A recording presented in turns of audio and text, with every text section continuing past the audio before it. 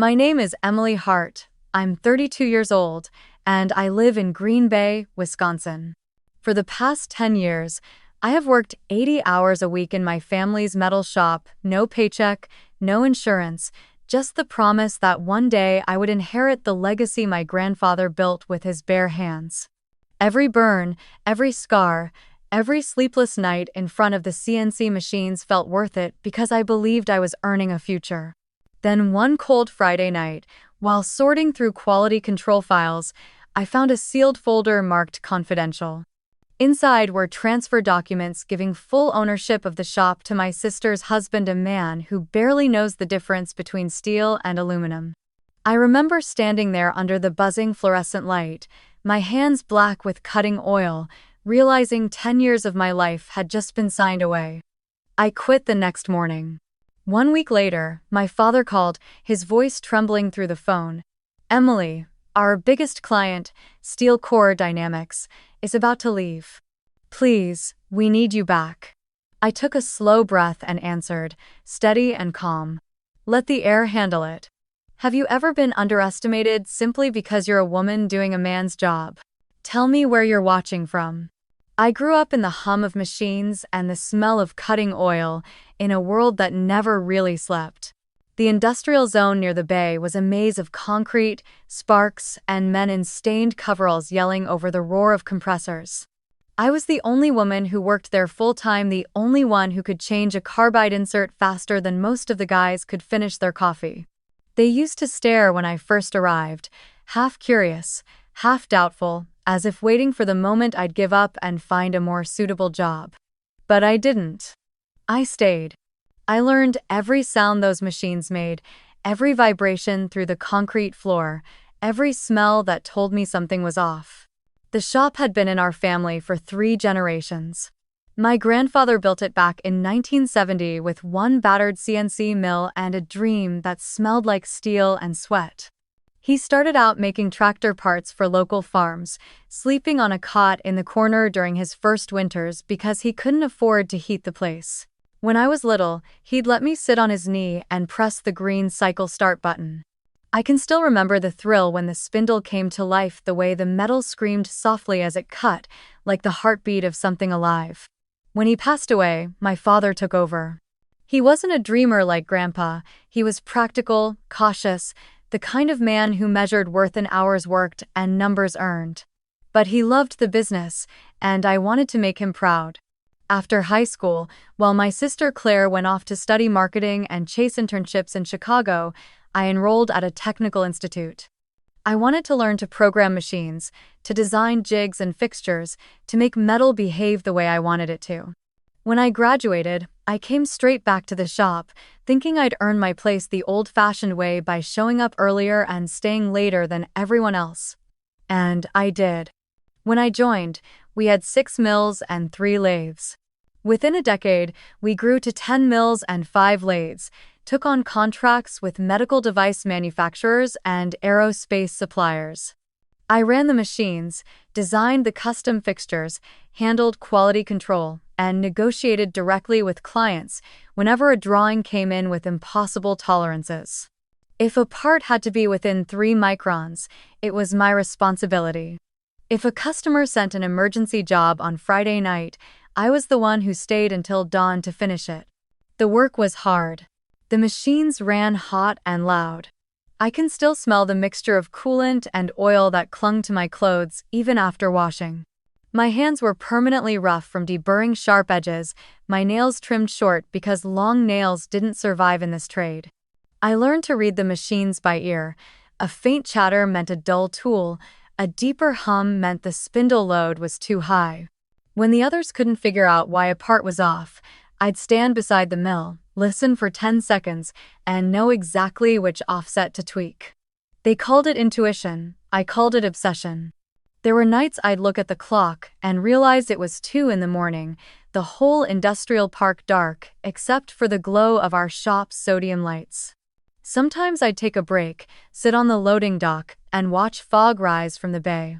My reflection stared back from the oily puddles on the concrete, and I'd think, this is my life. This is the price of building something that lasts. Clients started asking for me by name.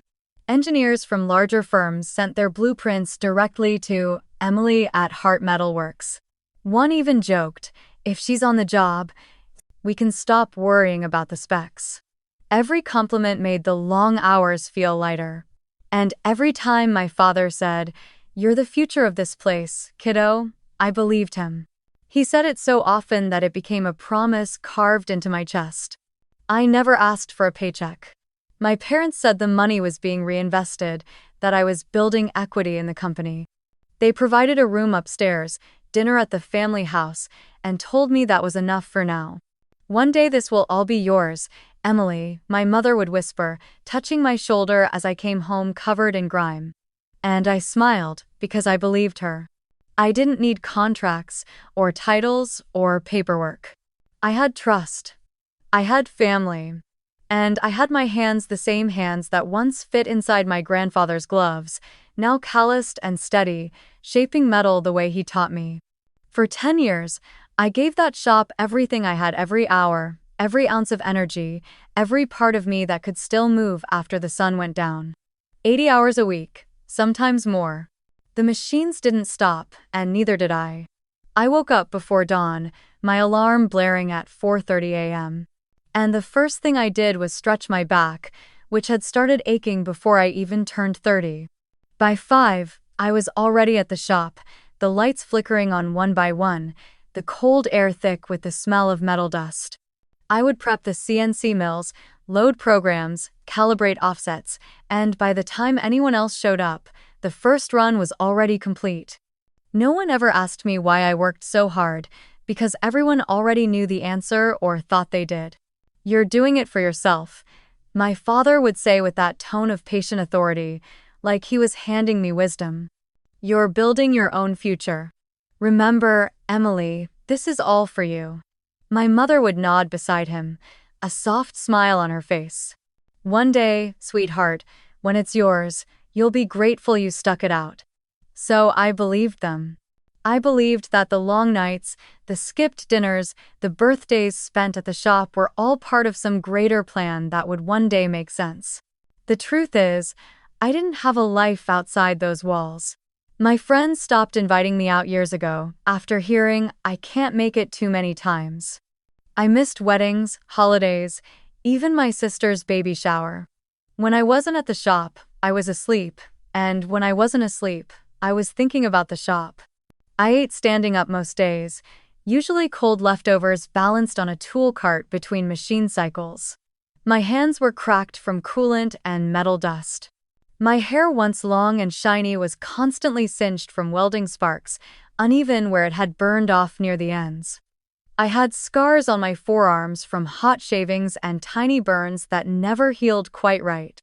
My nails were split and gray from the oil, but I wore them like medals. There were days my body begged for rest. My lower back throbbed like a warning light I never turned off.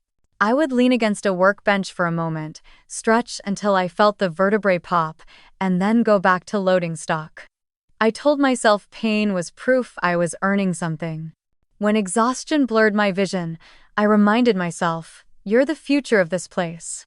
That was the phrase my father used the most, and every time he said it, it felt like a promise I couldn't afford to break. Vacations weren't part of my vocabulary. When the crew took time off, I covered their shifts. "The business can't run without you," Dad said once, half joking. I smiled, not realizing it was truer than he meant. When I finally took one weekend to visit an old college friend, I came back to find 2 jobs behind schedule and a mess of broken toolpaths. My father shook his head. "See what happens when you're gone?" From then on, I never left again. I told myself it was loyalty. Deep down, it was fear that if I wasn't there, they'd find a way to prove I wasn't needed. Love was another casualty. I tried dating once a civil engineer named Mark, first met through a supplier. He was kind, patient, and fascinated by what I did. But after a few months of canceled dinners and rescheduled weekends, he stopped calling. I didn't blame him. I couldn't even promise him a Friday night without my phone buzzing with an urgent call from the shop. Once, I remember standing outside by the loading dock, phone pressed to my ear, the night air cutting through my jacket while I tried to explain to him why I couldn't come over. "You always say you're almost done," he said quietly. "But you never are." He was right, I never was. The shop became both my cage and my cathedral. Every time I heard the steady hum of the machines, it felt like purpose. Every time I wiped sweat from my forehead and looked at the finished parts gleaming under the lights, it felt like pride. And when my parents walked through the door, smiling at the efficiency reports, it felt like approval, the kind of approval I had spent my entire life chasing. I thought if I worked hard enough, if I became indispensable, they would see me not just as a daughter, but as an equal. There were small moments, though, when doubt crept in. Like when my father handed my sister a check for helping with marketing, even though she hadn't stepped foot in the shop for years. Or when my mother said, Chad might take the business to another level once he gets more involved, and my stomach tightened, though I didn't yet understand why. I pushed the feelings down. Family was family. I told myself not to compare. At night, when I finally lay in bed, my body sore and hands still smelling faintly of aluminum, I'd stare at the ceiling and imagine the future they kept promising my name on the sign outside. My team working under me, maybe even a small office with windows. It was enough to make the fatigue bearable. I told myself that people like me didn't need recognition right away. I believed that merit, like gravity, would eventually pull things into balance. But it never did. Looking back now, I think my biggest mistake wasn't working too hard.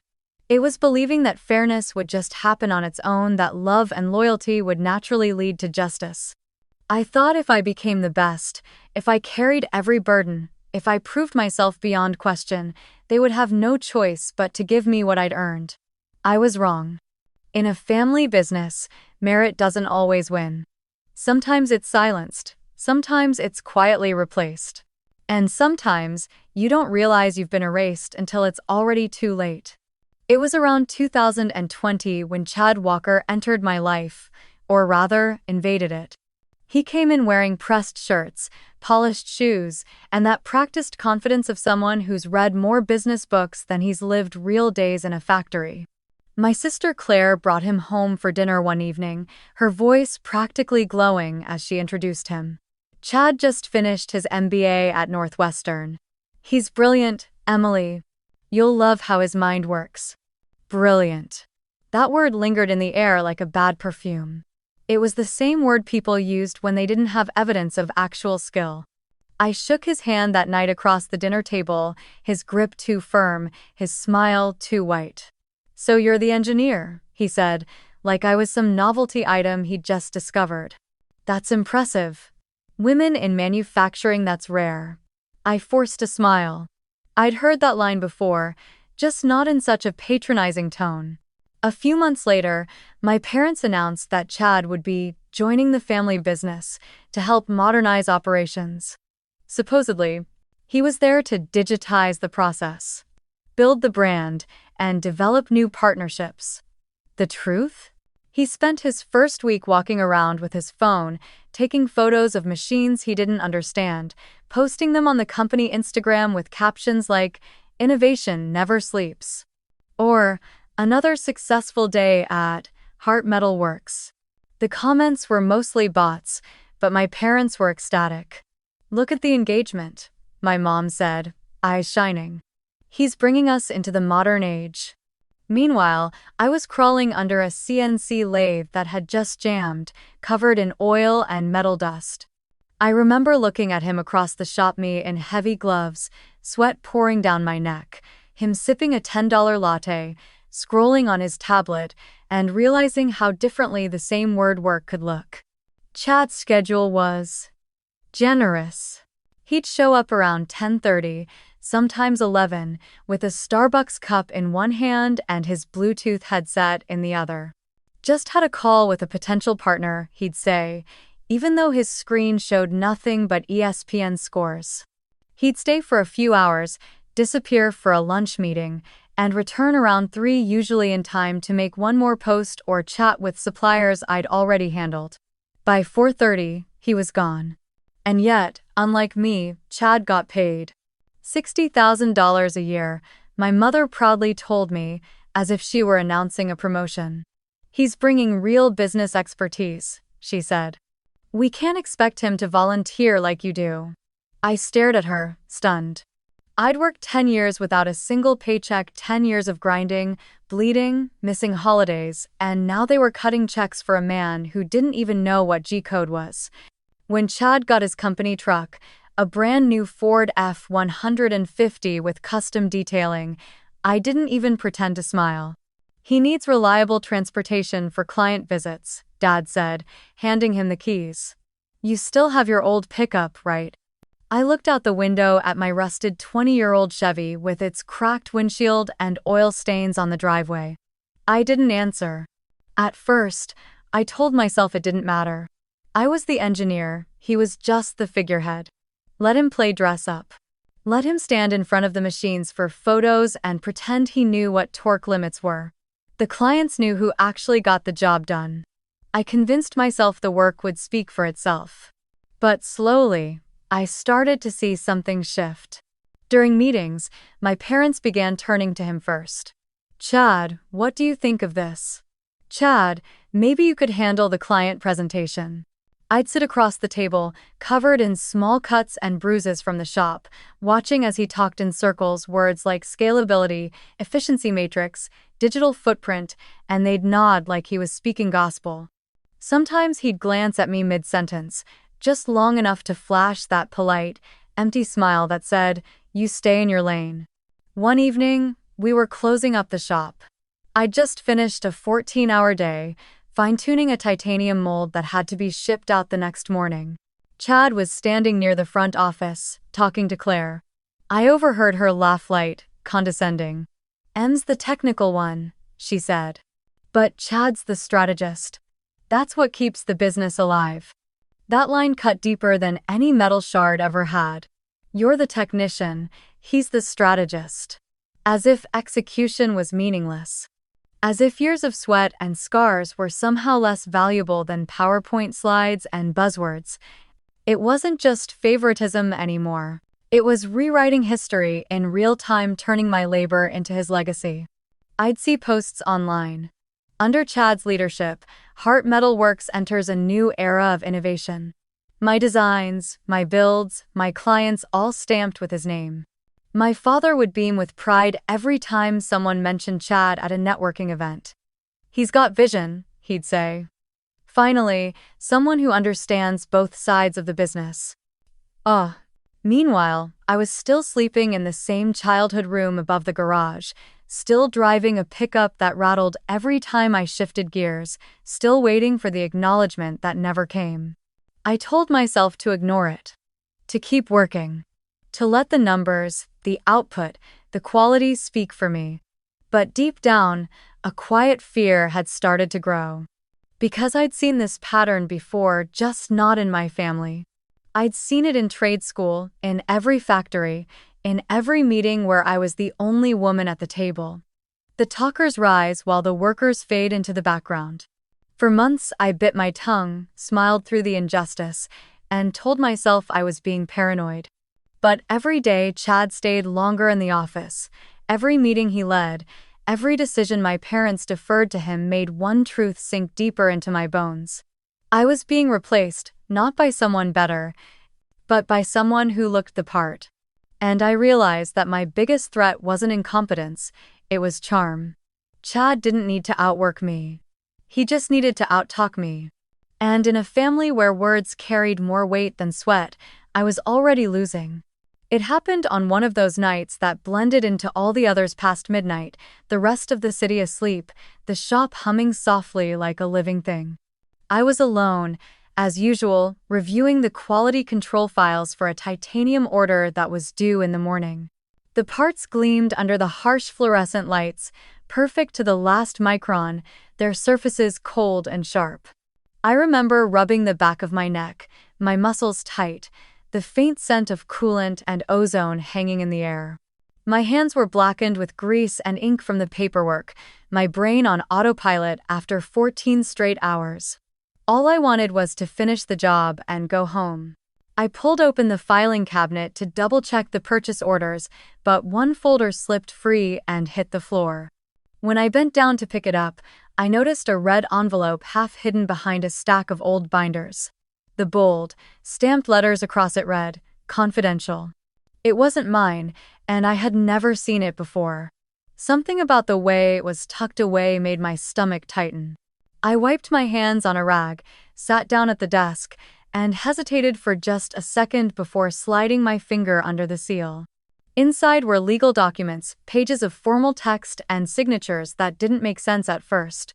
The words "transfer of ownership" were printed at the top, clean and final. I kept reading, my eyes moving faster as understanding began to dawn. The new owner of Hart Metalworks was Chad Walker. Not my father, not my mother, not me. My name didn't appear anywhere, except once, buried in an appendix labeled "Employee List." The transfer had been signed, notarized, and dated 4 months earlier. My father's signature. My mother's. The ink looked fresh enough to still smell faintly of toner.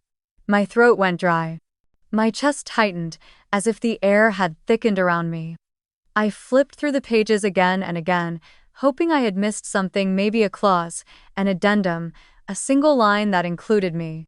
There was nothing. The hum of the machines in the background seemed to fade, replaced by the sound of my own heartbeat in my ears. For years, I had believed I was working toward something bigger than myself, that all the hours and sacrifices were bricks in a foundation I'd one day inherit. And now, on cheap white paper, I was being erased from that story entirely. I stared down at my hands, oil-stained, scarred, the fingertips rough from a decade of metal and heat. These were the hands that had built this place. Every machine, every fixture, every custom jig had passed through them. And yet, somehow, they didn't count. My parents had chosen a man who couldn't tell a drill bit from a reamer over their own daughter. They had traded experience for image, sweat for charm, substance for show. The anger came fast, raw, and hot. I slammed the folder shut, the echo sharp against the metal walls. But beneath the anger was something worse, a deep, aching grief. Not for the loss of the business, but for the realization that the people I trusted most had never really seen me. I had spent a decade proving myself, and it still wasn't enough.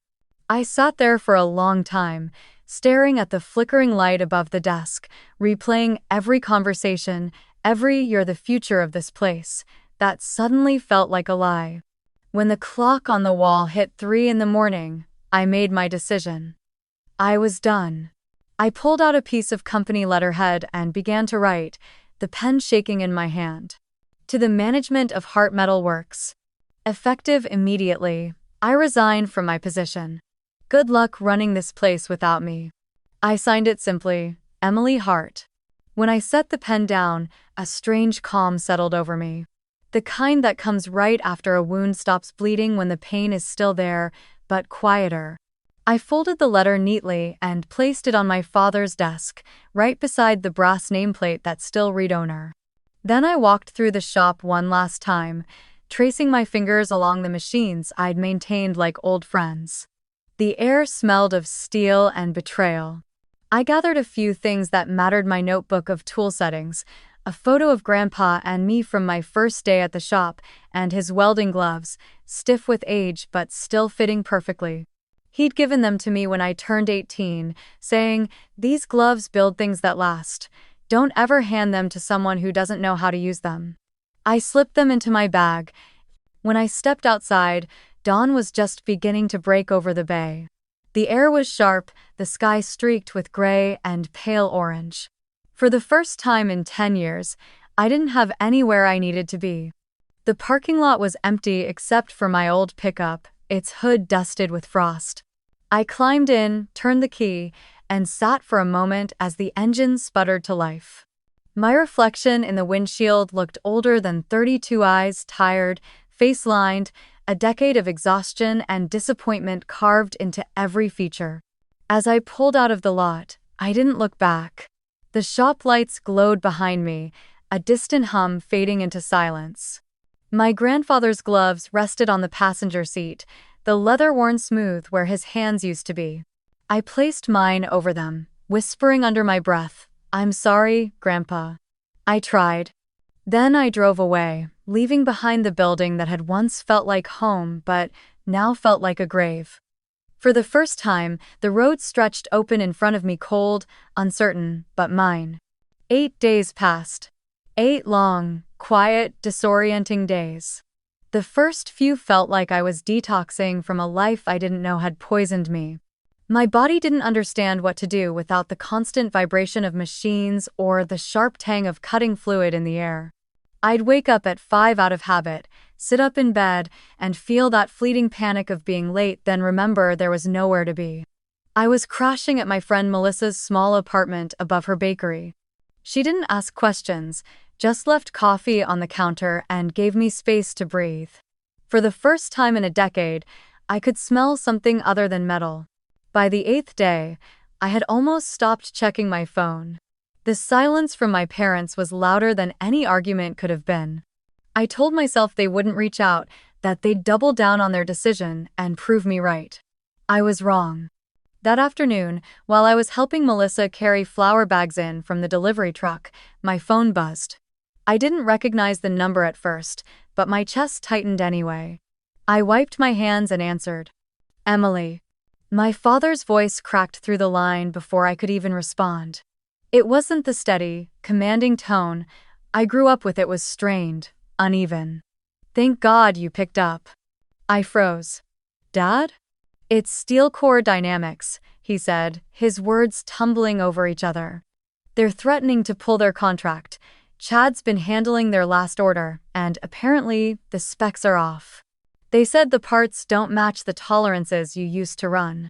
They won't sign off until someone fixes it." His breath hitched. "We can't afford to lose them. That's 40% of our revenue. You have to come back."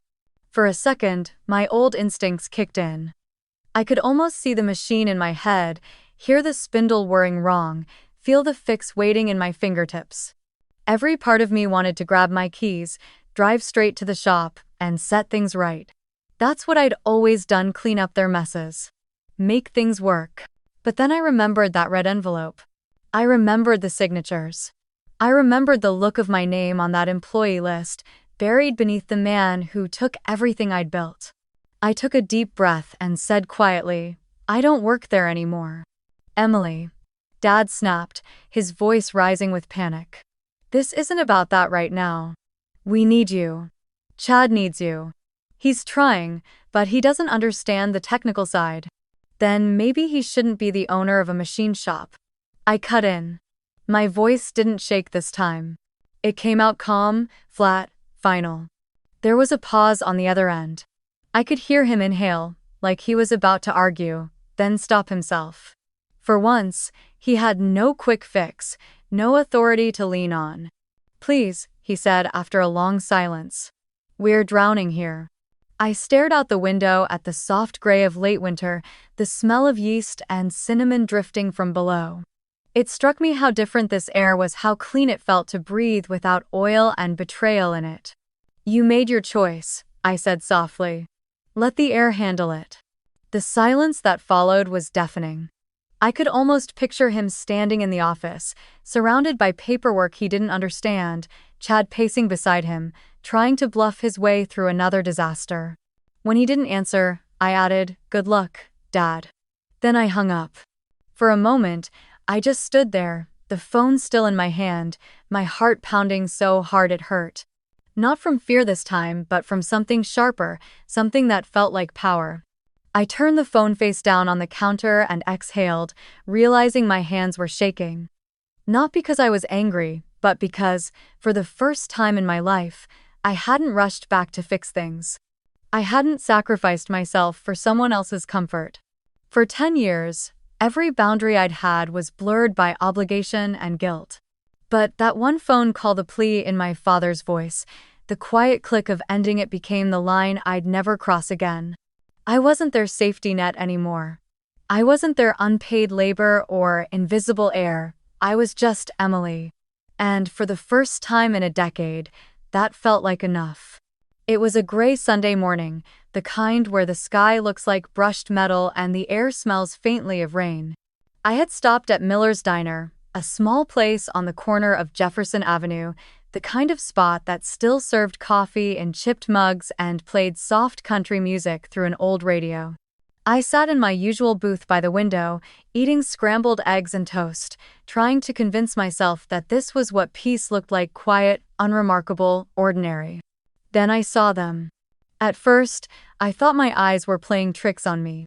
But when the door swung open and the bell above it chimed, I froze mid-bite. My parents walked in, followed closely by Claire and Chad. My father's face was red, his jaw tight. My mother looked nervous, her hands clutched around her purse strap. Claire had that look she always wore when she wanted to appear composed but was barely holding it together. And Chad, of course, stood behind them, perfectly pressed shirt, smug little half smile like he was walking into a board meeting he thought he'd already won. They spotted me immediately. My mother hesitated, whispering something to my father, but he ignored her and marched straight toward my table. The diner went quiet, forks pausing midair, conversations fading into the low hum of the fluorescent lights. "Emily," my father said, standing over me, voice heavy with authority. "We need to talk." I didn't look up right away. I finished chewing, swallowed, and calmly set my fork down. "About what?" His voice rose. "About this childish behavior. About what you've done. The family needs you." I looked at him, genuinely confused. "The family or the business?" He blinked, not expecting the question. "They're the same thing," he said firmly. "Are they?" I asked, leaning back in the booth. "Because it didn't feel that way when you signed everything over to your son-in-law." Claire stepped forward, arms crossed. Don't make this bigger than it is. You're blowing things out of proportion." Chad just wanted to help. I laughed, a short, humorless sound. "Help? He owns it, Claire. You call that helping?" Chad finally spoke, sliding his hands into his pockets like he'd been waiting for his cue. "No one's saying you didn't contribute, Emily, but no one is irreplaceable." The air in the diner seemed to thicken. I looked up at him slowly, meeting his eyes. "Is that right?" I said softly. "Then maybe you can tell me what a tolerance stack-up is." His confident expression flickered. "Excuse me?" "You heard me," I said, my voice steady now.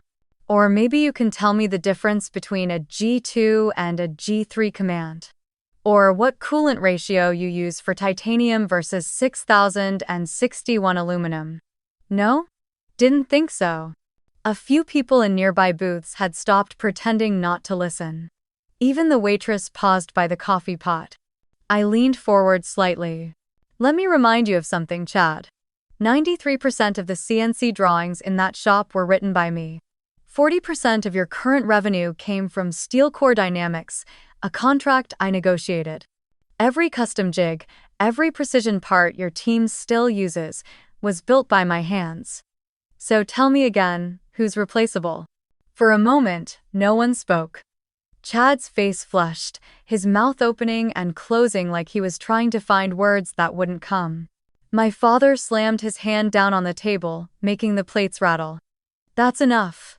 We didn't come here to argue technicalities, we came here to bring you home." I stared at the hand on the table, at the veins pulsing beneath his skin, then looked up at him with a calm I didn't entirely feel. "Home?" I repeated. "That stopped being home the moment you handed my life's work to someone who doesn't even know how to start a spindle." My mother's voice came next, soft and trembling. "Emily, please, your father's right. You've always been strong, you can build something anywhere, but Chad, he needs this opportunity. He needs the stability." "Oh." Her words landed like a punch to the chest. For a second, I thought I'd misheard. "He needs stability?" I said quietly. "Mom, I've spent 10 years holding that place together while everyone else took vacations and bonuses. I worked myself into the ground, and you're telling me he needs it more than I do?" She looked down, unable to meet my eyes. Claire reached out, her tone falsely gentle. You can't be angry about this forever. It's business. You're brilliant at what you do, you'll land on your feet. I stood up, slowly, the leather of the booth creaking beneath me. You're right, I said. I will. For a moment, the four of them stood there, watching me, maybe waiting for me to apologize, to cave, to become the dependable daughter again. But I was done. I picked up my bag, set a few bills on the table for the uneaten half of my breakfast, and turned to leave. As I walked past them, I stopped for just a second beside my mother. You said he needs a chance, I said quietly. Well, I gave you all 10 years of mine. Now it's my turn to walk away. I pushed open the diner door, the bell ringing sharply behind me. The air outside was cold and clean, and for the first time in a long while, I felt lighter. Behind me, I heard my father's voice, muffled through the glass, calling my name. I didn't turn around. The diner windows reflected the four of them standing together, confused, angry, and small. And for the first time in my life, I realized I didn't need their permission to leave. The road ahead was uncertain, but it was mine. By the next morning, I knew what I had to do. The leather notebook was more than nostalgia, it was a key. But if I wanted justice, sentiment wouldn't be enough. I needed proof, structure, and someone who could turn my grandfather's words into a weapon sharp enough to cut through legal paper. That's when I called Lena Mendoza. Lena and I had gone to the same technical college years ago. While I'd gone into mechanical engineering, she'd pivoted, finishing law school and opening her own small firm in Milwaukee specializing in business disputes. We hadn't spoken in years, but when she picked up the phone, her voice was the same brisk, confident, a hint of warmth hiding under professional steel. Emily Hart, she said. It's been a decade. What's going on? Family business, I said dryly. Literally. 1. When I told her everything, the unpaid years, the betrayal, the red envelope, the transfer papers, and finally, my grandfather's journal, she didn't interrupt once. When I finished, there was a pause. Send me everything, she said, and Emily, don't talk to them again without me. 2 days later, I drove to her office. The place was modest, no marble floors or receptionist, with perfect hair, just shelves stacked with binders and a framed degree on the wall. Lena was at her desk, hair tied up, glasses perched low on her nose as she flipped through the documents I'd sent. When she finally looked up, her eyes were bright. Okay, she said, tapping the folder with her pen. We can do this, but we need to be smart. There are 3 things we have to prove. 1. That you are the technical backbone of the business. 2. That your parents' transfer to Chad violates your grandfather's founder intent. And 3. She paused, a small grin forming. That your dear brother-in-law is not only unqualified, but possibly committing financial misconduct. I exhaled. That last one shouldn't be too hard. The next few weeks blurred into focus.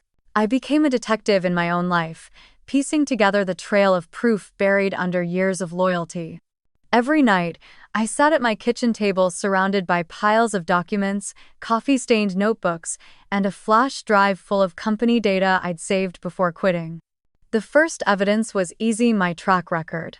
I went through hundreds of client emails, each one a time-stamped footprint of my contribution. There was one from a steel core engineer. Emily's precision saved our project. If she hadn't caught the misalignment, we'd have lost the entire prototype batch. Another from Aerodynamics Corp. Emily, your tolerance corrections are the reason we renewed this contract. Then came the numbers. Using spreadsheets I'd built years ago, I charted the company's growth during my tenure. In 10 years under my technical leadership, revenue had climbed 180%. Before that, barely 30%. The data spoke louder than any defense my parents could fabricate. But what sealed the pattern wasn't my success, it was Chad's failure. One night, Lena called me after reviewing some of the financial statements I'd found on an old company drive. Emily, she said, her tone almost amused, your brother-in-law might just hand us this case himself. The company credit card history read like a parody. Thousands of dollars in client entertainment that coincidentally matched dates of Packers games. A $3,000 charge for networking dinners in Miami during a week when no trade conferences existed. And my personal favorite, a $5,000 home theater system labeled as office equipment, shipped directly to Chad's address. When Lena saw the list, she shook her head. You can't make this up. He's a walking audit violation. Still, she wanted more. We'll need internal witness statements, something from people who've worked under both of you. Bonus points if they've seen him screw up firsthand. That's when I called David Klein, one of the oldest machinists still working at the shop. He'd started under my grandfather in the late 80s and stayed long enough to see every era of the business, the expansion, the modernization, and now the decay. When I met him at a small coffee shop downtown, he looked older but just as solid, thick hands, gray beard, and the kind of quiet honesty that never aged. I heard what happened, he said, shaking his head. Your grandfather would be sick over it. He reached into his jacket and pulled out an old file folder. I've been cleaning my garage. Found these contracts your granddad wrote himself. Look at the language. See how, over the years, he starts adding words like team share, collaborative ownership, collective equity. He was moving toward fairness, Emily, not hierarchy. I flipped through the documents, feeling my throat tighten. He really meant it, I whispered. David nodded. He used to say it all the time. Emily's got my hands and my heart. She'll carry the shop forward one day. I never forgot that. When I brought the folder back to Lena, she smiled for the first time since we started. This, she said, holding up the page with Grandpa's evolving contract clauses, is gold. Founder intent, documented progression, direct testimony from someone who worked beside him. Combined with your grandfather's journal, it's airtight. I stared at her, disbelief and relief fighting for space in my chest. So, we have enough. Lena closed the folder and leaned back in her chair, her expression firm. We have more than enough. The technical evidence proves your contribution. The financial records bury Chad, and your grandfather's words, they give us moral gravity the court will respect. She paused, then smiled faintly. Get some rest, Emily. Because the next time you walk into that building, it won't be as an employee. It'll be as the rightful heir of its soul. For the first time in months, I slept through the night. And when I woke up, I didn't feel small or erased anymore. I felt ready. The courthouse in Green Bay was a tall, gray building that looked like it had never known warmth. The steps echoed under my boots as I climbed them, my pulse steady but my stomach tight. Inside, everything smelled faintly of coffee and paper, sterile, formal, unbending. I spotted Lena near the end of the corridor, sleek in a navy suit, flipping through our files with calm precision. She looked up, saw me, and gave a short nod. You ready? She asked. As I'll ever be. She smiled slightly. Good. Because today, you stop being the invisible worker. Today, they finally have to look at you. End of frail. The courtroom was packed, local press, a few old clients, even some former employees who'd heard about the case. My parents sat at the defendant's table beside Chad, who wore an expensive gray suit and the smug expression of a man convinced he could talk his way out of anything. My mother refused to meet my eyes. My father stared straight ahead, jaw tight.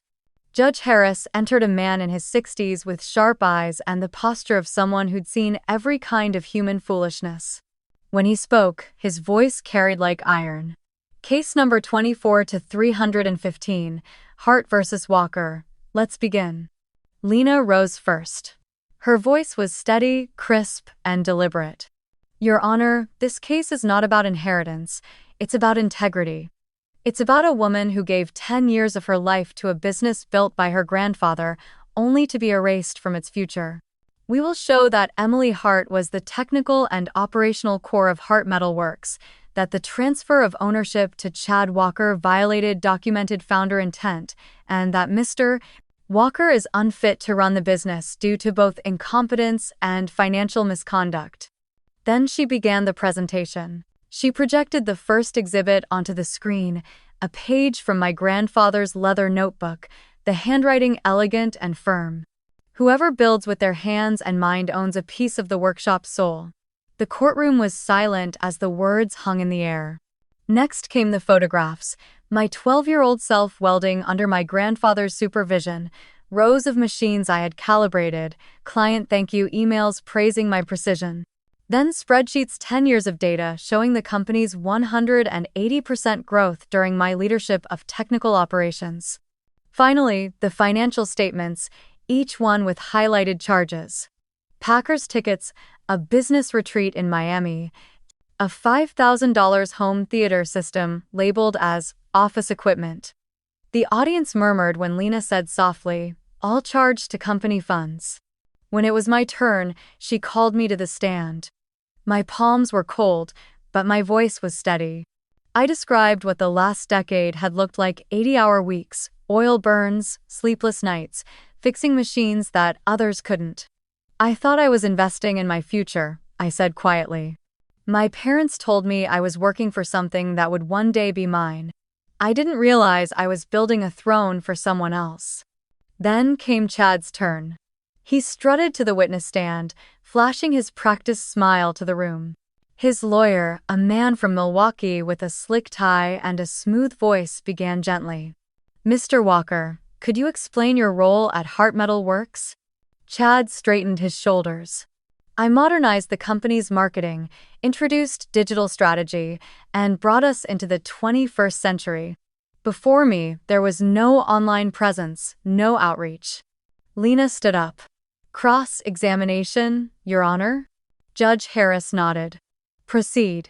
She approached slowly, like a surgeon preparing an incision. Mr.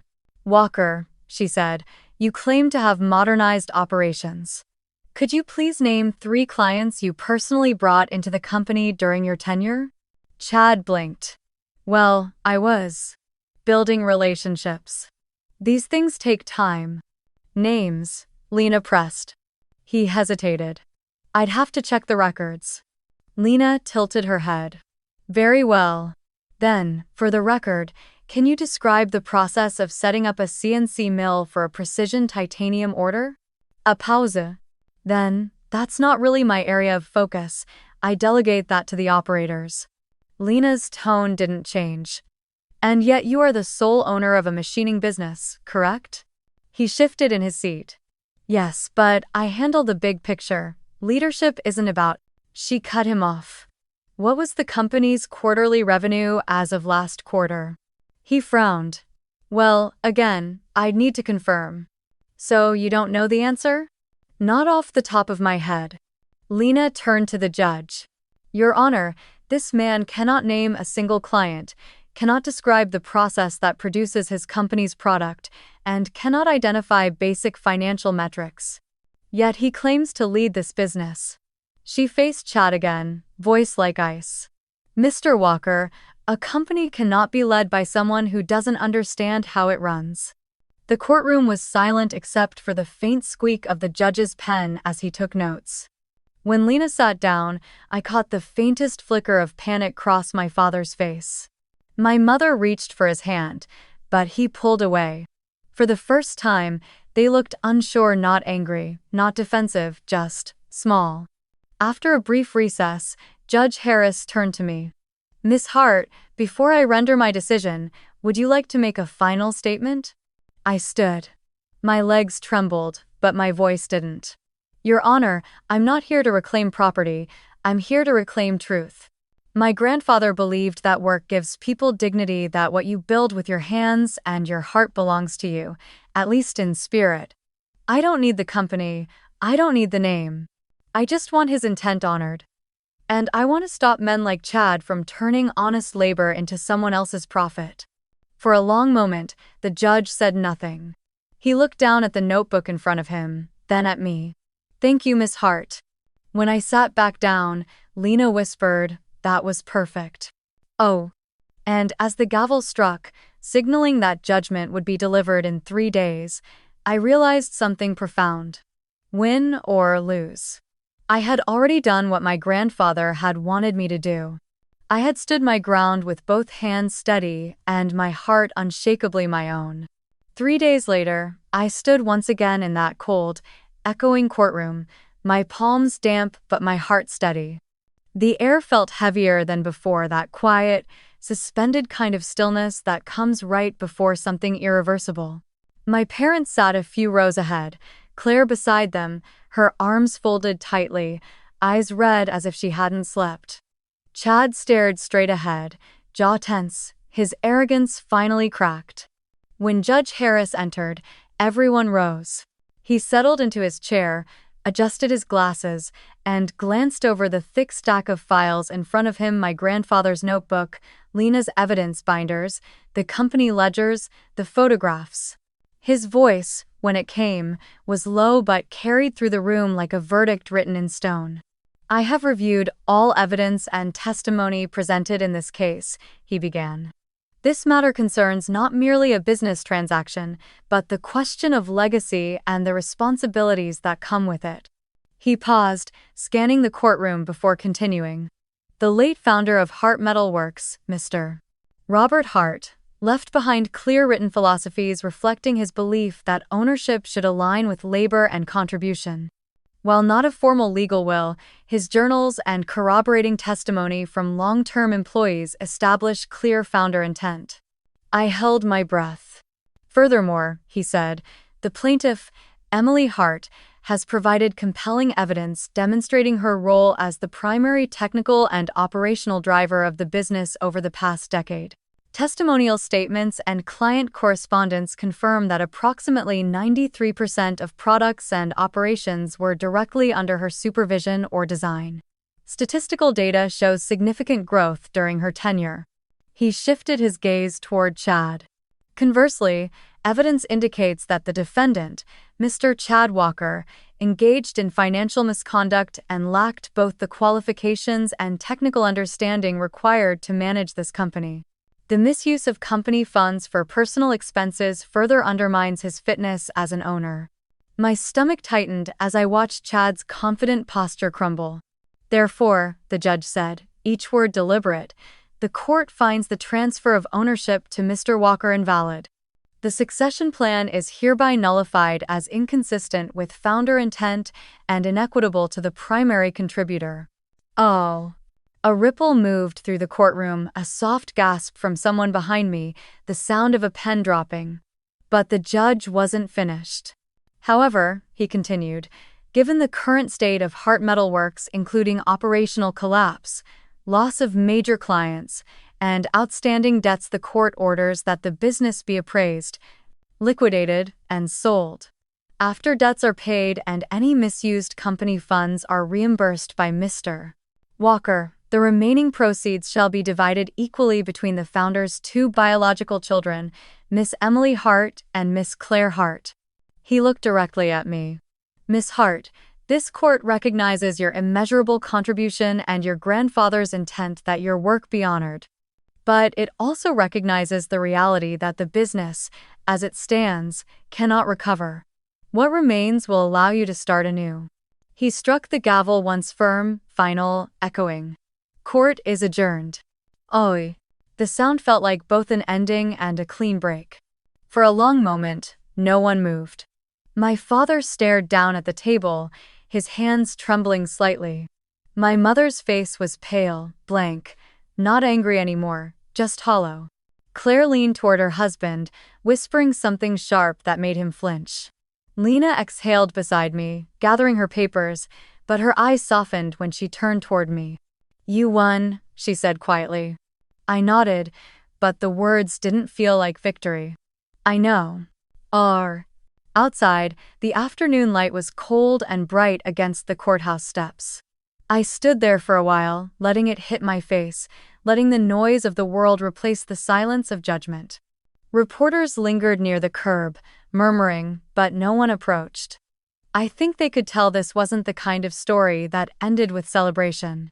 2 months later, after the sale of the company and the deductions for debt and restitution, I received the final number, 60, $3,000.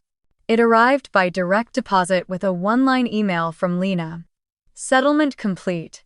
Congratulations, Emily. I stared at the number for a long time. It wasn't fortune, but it was freedom. Enough to breathe, to start over. Enough to build something small and this time, mine alone. But there was no joy, not really. Just a long, quiet exhale. That night, I sat in my apartment with a single lamp on and opened my grandfather's notebook again. The pages were smudged from my fingers, soft at the edges. I ran my hand over his handwriting, his words still echoing in my mind. Whoever builds with their hands and mind owns a piece of its soul. I whispered into the stillness. I did build it, Grandpa. I just didn't get to keep it. The next morning, Lena called. You okay? She asked. I think so, I said after a pause. I won the case, but it feels like I lost something bigger. She was quiet for a moment. You didn't lose it, she said finally. You outgrew it. After we hung up, I drove past the old factory one last time. The sign had already been taken down, the windows empty, the loading bay locked. It looked smaller than I remembered, not the kingdom I'd once thought it was, but just a building of steel and concrete. The ghosts were gone, and so was I. As I drove away, the horizon opened up ahead, wide and clean. And though the ache was still there, that hollow space where my family used to be, I felt something else rising in its place. Not revenge, not triumph, just clarity. I hadn't fought for ownership. I had fought for truth, for the right to stand beside my grandfather's memory and say, I kept my part of the promise. And maybe that was enough. 6 months after the verdict, the dust of everything I'd lost had finally started to settle, and from it, something new began to take shape. I signed a short-term lease on a small industrial space in Ashwaubenon, just outside Green Bay. It wasn't much to look at: bare concrete floors, a cracked roll-up door, and walls that still smelled faintly of motor oil. But when I stood in the middle of it, I felt something I hadn't felt in years: peace. With part of the settlement money, I bought 2 used CNC mills, 1 lathe, and a small TIG welder. Machines that others called outdated, but to me, they were familiar, loyal, almost alive. I painted the walls a dull gray, replaced the flickering lights, and hung a new sign by the door that read, Hart Steel Core. The name wasn't just business. It was reclamation. I wasn't trying to resurrect my grandfather's company, I was honoring its soul. For the first few weeks, it was just me, the hum of the machines, and the smell of cutting oil. I worked long hours again, but this time, every sound of the spindle, every spark, every vibration meant freedom, not servitude. Then one morning, my phone rang. The number was familiar, though it took me a second to believe it. Emily? This is Wayne from Steel Core Dynamics. I nearly dropped my wrench. Steel Core, the same client my father had begged me to save. We heard you've opened your own shop, Wayne said. We've had quality issues with the new supplier. We'd like you to take over production again. For a moment, I couldn't speak. The memory of that first call, my father's voice trembling in panic, flashed through me. Only this time, it was my phone ringing. My shop they needed. I'd be happy to, I said, my voice calm, even. Send me the specs. That contract became my lifeline. Then the orders kept coming, one client, then another. Within a few months, the machines were running full shifts again. When I hired my first employee, it wasn't even a decision, it was instinct. Caroline, my old quality control lead, walked into the shop one morning, hair tied back, safety goggles hanging from her neck. I heard you're hiring, she said, smiling. And I'm tired of fixing other people's mistakes. I laughed. Welcome home. With Caroline back, everything clicked into place. Her eye for detail matched mine. Her presence filled the gaps I hadn't realized were empty. Together, we rebuilt from nothing, tightening tolerances, winning contracts, earning trust the only way I knew how. By showing up and doing the work right. By the 6th month, we were profitable. By the 8th, we had more orders than we could handle. The sound of metal cutting through metal, once a symbol of exhaustion, had become music. 1 year later, I got another call, this time from a man named Andrew Harland, the new owner of the old Hart Metalworks property. "We're liquidating the remaining equipment," he said. "I heard you used to work here. Thought you might want first pick before we scrap it all." A strange ache stirred in my chest. "I'll come by," I told him. The building looked different when I pulled up, emptier, hollowed out. The big sign had been taken down, the offices stripped bare. Dust floated in thick beams of light spilling through the high windows. Rows of machines stood quiet, like old soldiers waiting to be put to rest. Andrew led me through the floor, pointing out what was left. "Most of this is outdated," he said. "We'll probably just auction it off. But there's one old CNC mill in the back corner, your grandfather's, I think.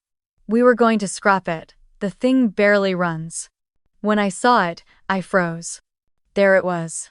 The first machine my grandfather had ever bought. The one I'd learned on when I was 12, standing on a crate just to reach the controls. Its frame was scratched, the paint flaking, the buttons dulled by decades of touch. Andrew shrugged. "It's worthless in production terms. But if you want it, you can take it. Consider it."